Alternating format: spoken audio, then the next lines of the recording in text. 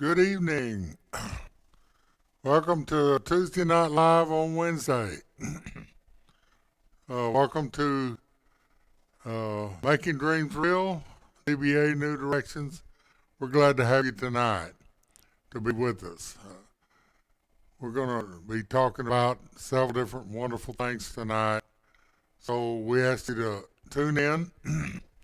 If you are watching on YouTube, please go and click the subscribe button and also the like button.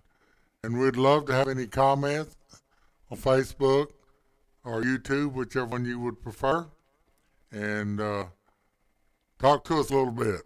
We'd love to have you. So let's get going tonight. We're going to start with talking about darkness. How many has ever been in a dark room?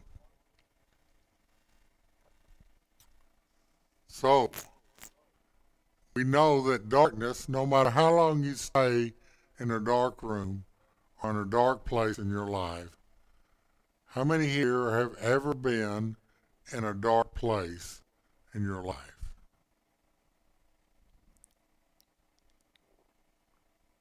How many are scared of the dark?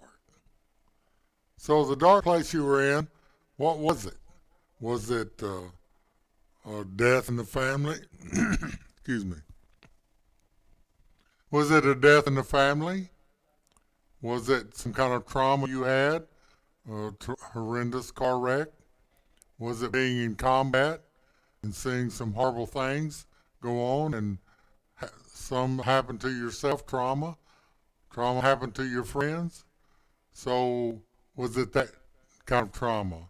Are you a first responder and experienced trauma when you were on the scene of an accident or a call for help in some place? So trauma can provide us in a dark place. I know a story of a guy that lived here in Sherman. Several years ago, he was driving in Fort Worth, and as he was crossing under a bridge, somebody threw a dead body off of the bridge, and it landed on his windshield. And he was traumatized by that incident, which most of us would be. So it became a dark place for him for a while.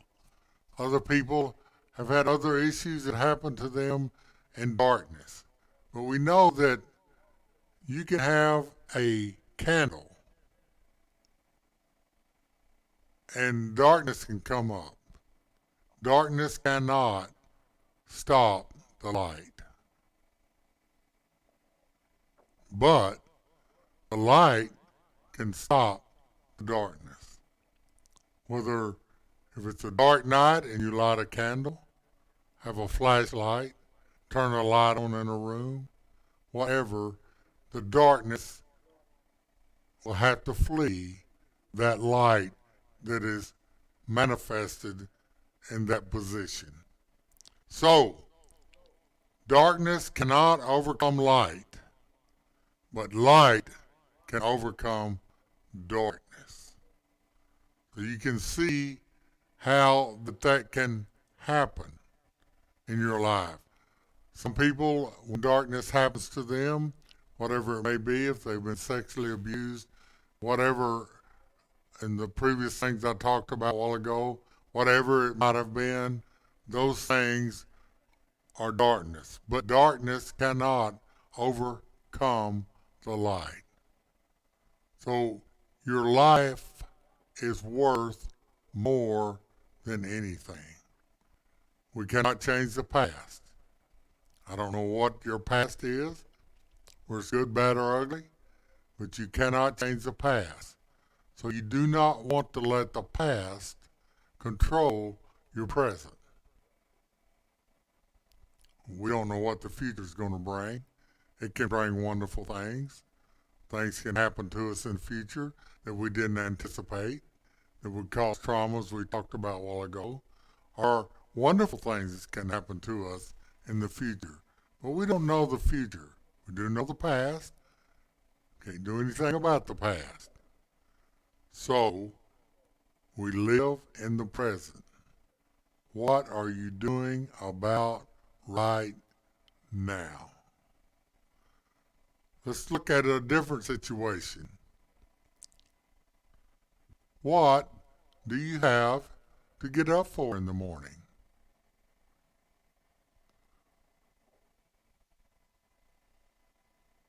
Do you have something to get up for in the morning? Is there something to look forward to? If your life is a pits and you went to bed tonight and you could only sleep not very well, but if a miracle happened during the time that you were asleep, of anything and everything of your past, everything that is happening to you, all the bad things, all the issues that are in your life, and a miracle happened during the night, what would be the first thing you would do in the morning when you woke up? What would that be? I was reading a story about a young couple, and they were not getting along very well. So the therapist asked the young lady, when she was in the therapy session, this question that I just asked you. If a miracle happened in the night pertaining to your issue and it totally went away, what would be the first thing that you would do when you woke up in the morning? This young lady and her fiance, significant other, they were always quarreling. They were fighting all the time, verbally fighting. They didn't get along. They were thinking about checking it out, splitting up, going their own separate ways. And this therapist asked this young lady that question. And she said, well, what I would do is cook him breakfast. He said, well, why don't you try that in the morning? So the next morning when she got up, the first thing she did was go in the kitchen and cook a wonderful breakfast for her significant other. And he got up and said, what's happening? What's happening? She said, I'm cooking you breakfast. He said, you've never done that before. She said, but I love you. I want to cook you breakfast. So she did. And as they sat down to breakfast that morning and began to talk and discuss things and fellowship with one another and talk to one another and tell each other how much they loved them and talk about what they were going to do, their whole life changed. So what is a miracle that you need? Is it cooking breakfast? Is it sitting down, watching a movie together? Is it going for a long walk together? Is it going to the movies together? What is your miracle? Because you are the one that can make your miracle happen. And you are the one that can discover something that is worth waking up for in the morning. There's a lot of wonderful things that are worth waking up for in the morning. Do you like rain? So what if in the morning it was raining and you loved the rain, so you got up and you sat down by the window or went out on the porch and sat down and watched the rain, listened to the rain, felt the gentleness of the rain wash over you and cleanse your soul? How would that make you feel? What kind of miracle would that be? Be going for a long walk by yourself or with someone else, walking your dog, hugging your dog, whatever it may be. Find something that is worth getting up for in the morning. What do you want to be? As if we talked about a while ago, if you could have anything that you wanted, and a miracle happened during the night, and when you woke up in the morning, everything was changed, what would you do? Say your house is a total disaster. You woke up in the morning and it was clean. Everything was put up. All the floors were mopped. All the laundry was done. How would that make you feel? How would that make you feel? If it was me, it would make me feel wonderful. There's nothing more satisfying than an organized, clean place to live. Jordan Peterson says, clean your room. Clean your room. Put everything up. Sweep it. Clean it. Get everything organized. Because if you can't manage your room, you can't manage your life. So we want you to learn to manage your life. We want you to have something exciting to get up for. Say you have a job interview in the morning, and you're all excited about it and you really want this job. So that night, before you go to bed, you need to organize your room. You need to lay out the clothes that you plan on wearing tomorrow. You need to organize everything that you plan on doing so that when you get up in the morning, there will not be chaos. You will not have to hunt. You will not feel overwhelmed. Have your resume ready. Have everything that you need to take to the job interview, put it in a packet together. Have your clothes all laid out, ready. The shampoo laid out. Your lipstick if you're a lady, or your cowboy boots if you're a man. Whatever you plan on wearing or putting on, get it all ready. And then get up early enough that you can get ready in time and have time to get there and not be rushed and overwhelmed and frustrated. So when you get to the job interview, you cannot think about how to answer the questions properly.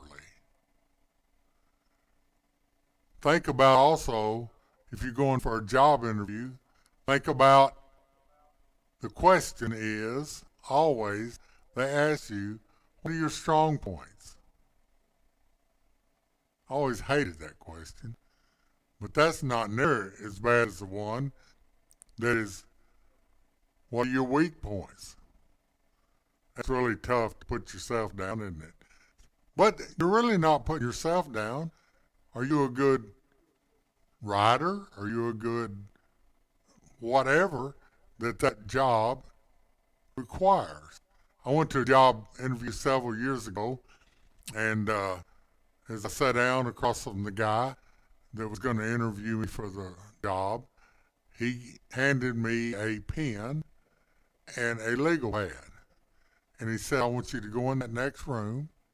I want you to sit down at that table in there, and I want you to write out where you want to be in this company in the next 5 years.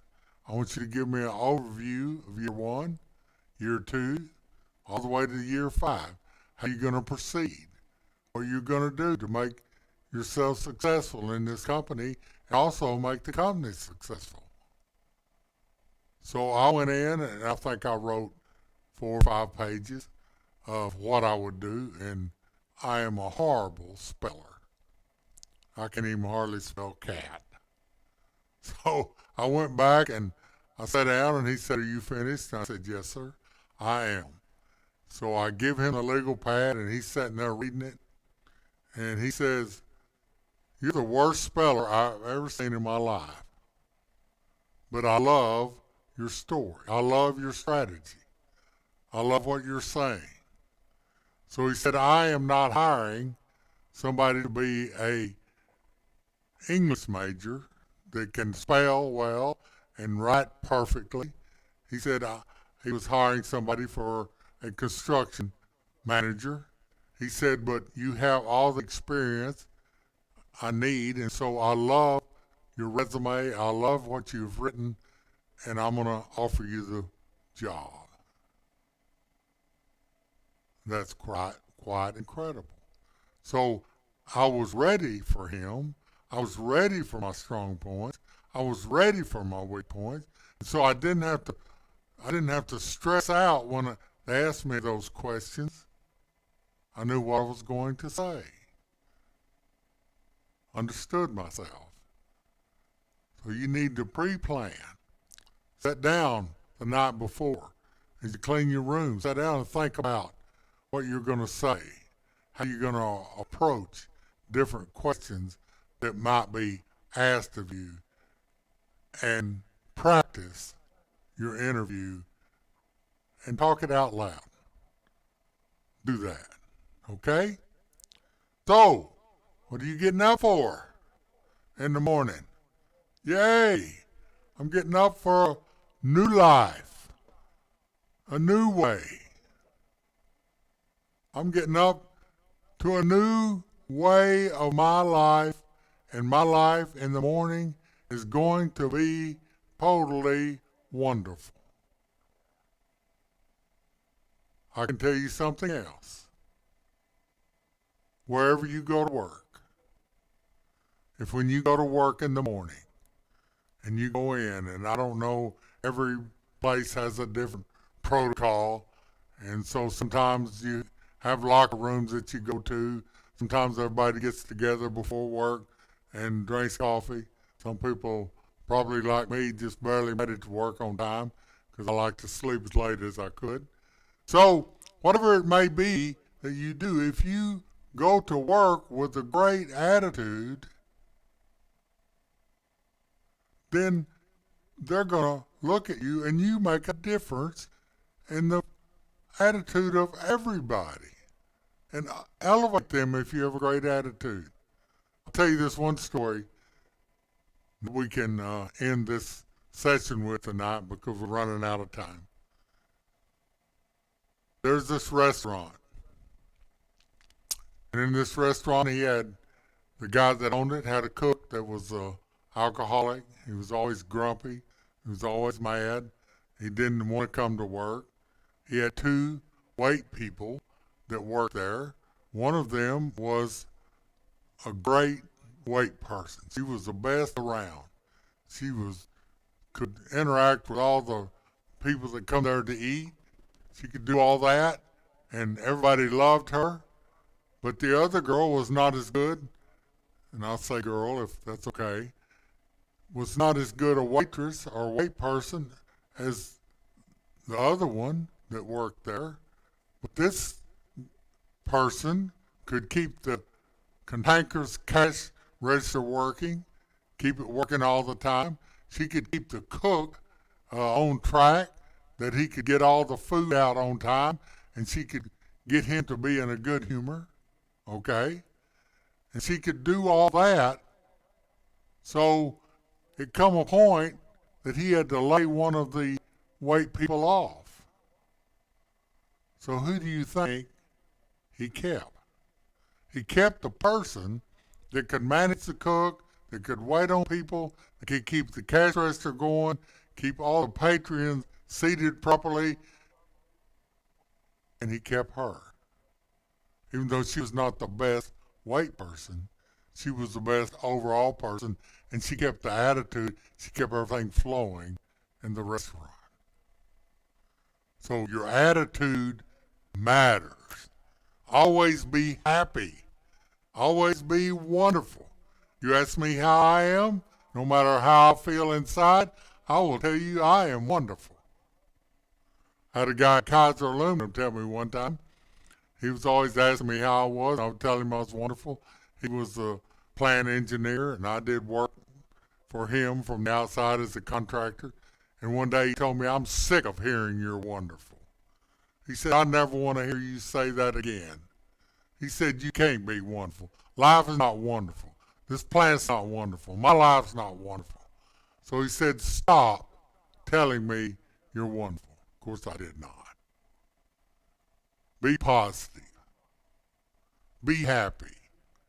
Bring joy into the room. Have a reason to get up in the morning. I'm excited about what I'm doing. So let's look at one more thing here. How many of you have ever been told or asked, what is your purpose? What is your purpose? And a lot of us don't know. Don't know what our purpose is. We've tooled around, we've tried to figure out what our purpose in life is, and we just don't really know. But let me tell you this. So you don't know what your purpose is. Be the rainbow in somebody else's cloud. Help somebody else achieve their purpose. And in that process of being the rainbow in their cloud and helping them achieve their dreams and purposes, you will find yours. Okay? It may be the same purpose of the person you're helping to fulfill their purpose. So be a rainbow. Don't be a rain cloud. Be a rainbow. We all know, if you've ever been to Sunday school, you know that the rainbow was put up to show Noah that God would never flood the earth again and destroy everything. It was a covenant.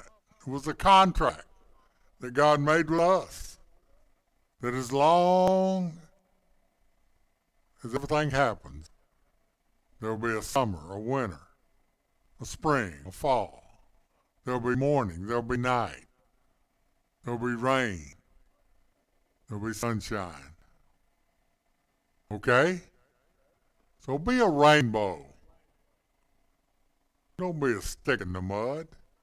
Be a rainbow.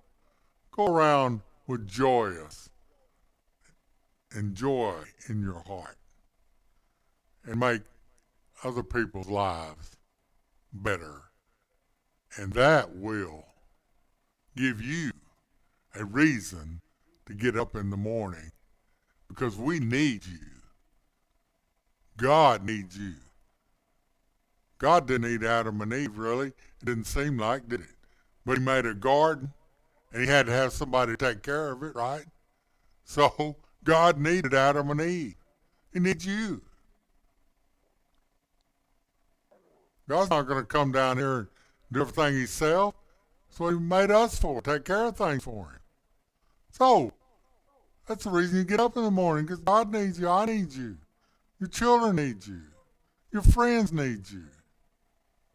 Everyone needs you. Okay? Let's do it.